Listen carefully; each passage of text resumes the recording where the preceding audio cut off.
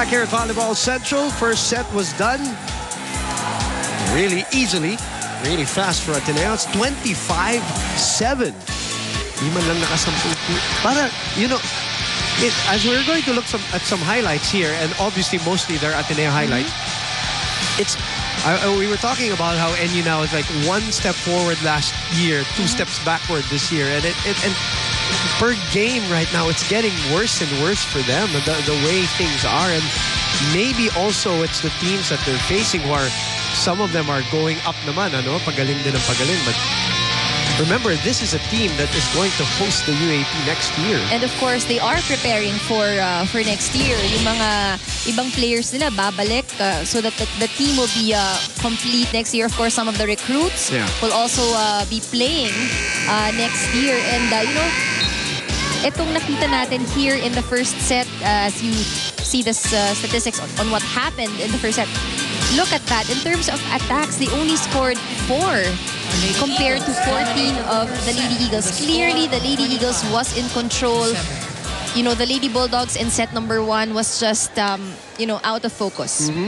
They made Ateneo look even better. I mean, Ateneo was good. Not great compared to the USC first set, but they made them look better. You were saying in the pregame that one of the things that you wanted them to take advantage of was their blocking.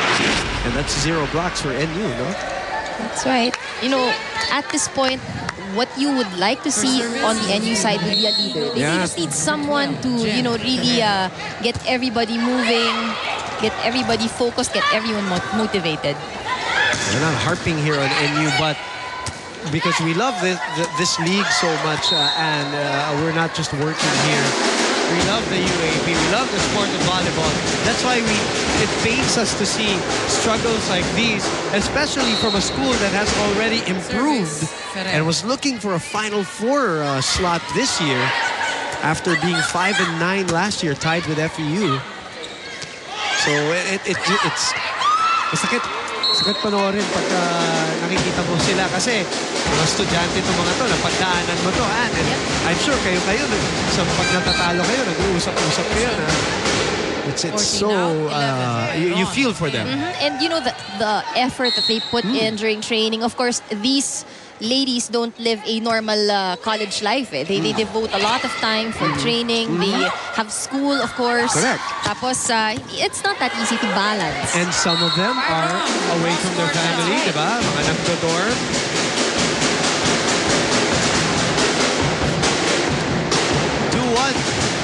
In favor of Ateneo, who won the first set.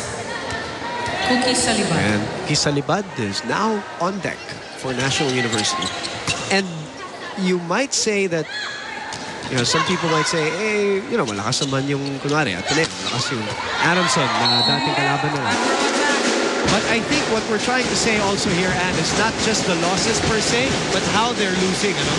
That's right. You know, if I were part of the team, I know that, of course, gusto mo manalo eh. But if you know that you actually played your best, you gave your opponent a hard time, then you wouldn't be ashamed to, you know, to say na, natalo ko. But the game went really well. Yeah, nagkaroon nga sila ng mga fans na nadagdagan yung mga fans nila last year, if you remember, because even in those 9 losses, at least 4 or 5 of those 9 losses were, you know, tough ones. They did not give it away.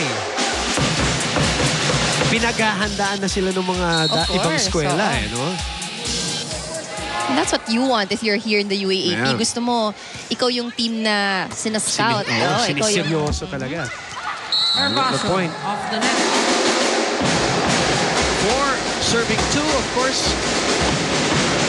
Also, part of the reason why there were so much expectations was the fact that Coach Francis Vicente had a full year with the team now, as compared to last year where he was interjected a mere 6 weeks, if I'm not mistaken, prior to the start of the UAAP.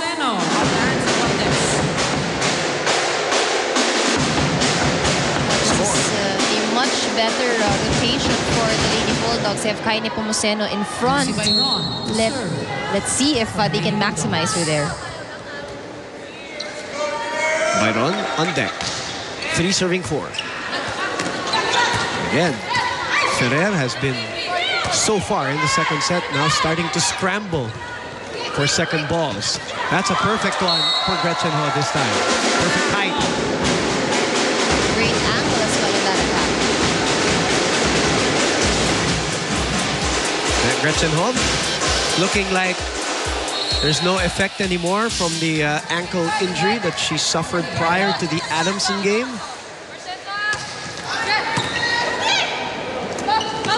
That's a low set again. Sent back. Point for NU. Now we were calling out NU's blocking earlier. And serving for NU, number 17, so far, so early here in this in the second set, nakakadikit sila. Hopefully they will be able to sustain this. They're going to Gretchen now. 3 straight times. And they produce another point.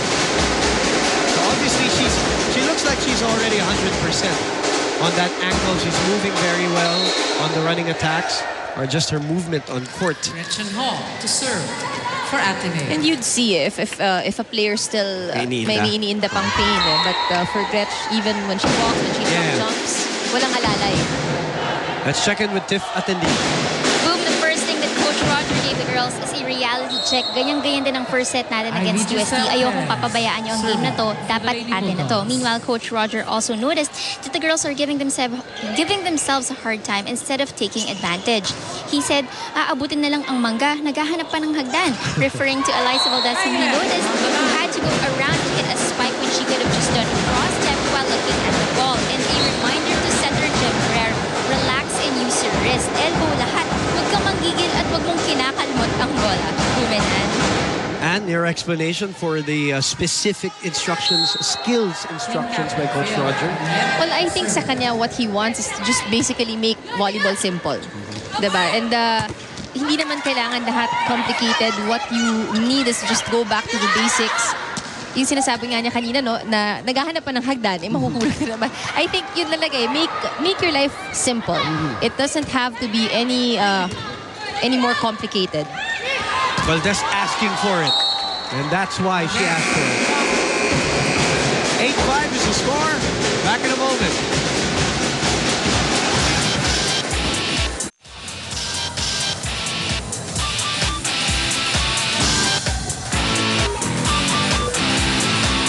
Combination play that ended up with Eliza Valdez for the kill on an 8-5 score. Remember, NU only scored 7 points in that first set. They're hoping to stick with Ateneo this set, as Ateneo scoring 25-7. I remember talking to Coach Roger prior to the season, and he was hoping for more swagger from these girls. Konting iyabang. The specific word, it's escaping me right now, but naghahanap siya ng konting yon. May grit, konting tapang, konting swagger. Just to see these girls on the floor, you just see them smiling. An error. Double contact. Point for Ateneo, 9-5. Ball called on Gala. Service, Kainglet. Phil Kainglet. Poor setup again for NU. Ferrer gets the point there. It will be 10-5 as we check in with Patch Cansana. Maybe you've noticed, Boom, that Coach Francis usually just sits at the bench and watches the girls quietly. Well, that's actually how his system is. He wants the girls to learn how smart plays are done. Volleyball is not only about skills, but it's also how you think and how you'll work around a certain idea. Hindi bola ang may utak, ang player ang nag-iisip. Yun ang sabi niya. He's not about spoon-feeding because he's after the team learning to stand on their own and to communicate with each other. Because once the whistle blows, sila rin naman ang magkakasama sa court. In this set, he wants to see more movement. Huwag kayo matatakot na habulin ang bola, and patience. Huwag kayo manggigigil sa bola. And Coach Francis ended the huddle with a strong statement saying, "Wake up, girls. Are we really here to compete or are we just here to participate?" Bumanan? Thank you, our future architect naman yan. Patch Cansana. Professionals. Matindi ang mga courtside reporters natin. 12-5 is the score. I call a timeout here. Let's listen into NU. Ulit. Dinemo ko, naglalaro ako sa NU. Ano ginagawa ko? Alis dyan! Hindi mo ba magawa yun? Babae sa babae na nga kayo eh. Hindi ka pa marunong manghawin. Yun yung tinatawag na kulang sa laro. Hindi yung alis dyan. Hindi pwede yung gano'n. Kailangan marunong kong mandulas. Hawiin mo. Ikaw na huwag kang harang-harang doon. Enyo, na-receive, play. And that really is a testament of the lack of communication. Yung ganyan, pagka nagkaagulo sa... Posisyon, nag-overlap. Versus FEU. Naalala ko na yung salita. Angas. Angas. That's what he's looking for. 12 serving 5. If they want to win a championship, they have to develop that. You remember the old UST teams? Oh, yeah. You know, or the FU teams of Coach Ness. And of course, the LaSalle teams. Kung hindi man yung team yung maangas, merong isa-dalawang player. Alam mo yan, Anna? Of course. Diba? Na may isa-dalawa na parang speaks for the rest of the team already. Back set. And sometimes that's what you need. Back row attack. Without naming names. Kung nanonood kayo ng laro in the... Alam nila yun. the last 5-6 years. It's like, kumbaga sa basketball, there's an enforcer, a protector. Somebody who stands up to everybody else. Napumuseno with a perfect set for her. That's what she wants. The block. Far from the net. Gets that through.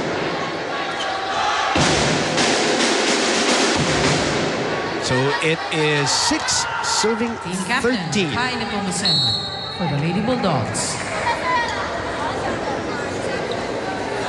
Kai Nepomuceno in her last match against Adamson. And mukhang nangayayat pa lalo. Parang ganun yung nangyari because she was coming from the hospital. Yep. Lost a lot of weight. Service, Nepomuceno. So that's the output that they had in the first set. 7 points. 7 serving 13. Ferrer, combination play again. Ferrer, beautiful set. That is tough to do, isn't it? Yung ginawa ni Ferrer, initan siya nung ano, ha? Oh, but that's even better. And, in that last exchange, what you like is the distribution of plays. You see Jeff Ferrer giving it kung saan eh. Hindi umulit eh. That's a tough set. Yung kaninang binigay niya kay Phil kasi nakatalikod pa siya. From the back end, yung ang pag-iingatan mo doon, hindi pwedeng mag-cross ng attack line ang back row hitter. And hindi siya nakaharap kay Phil. It was a perfect set. Yeah, so these are just individual skills that we're talking about here. As Byron able to get it down the line. 8 serving 14. Cookie Salibad serving for the Lady Bulldogs.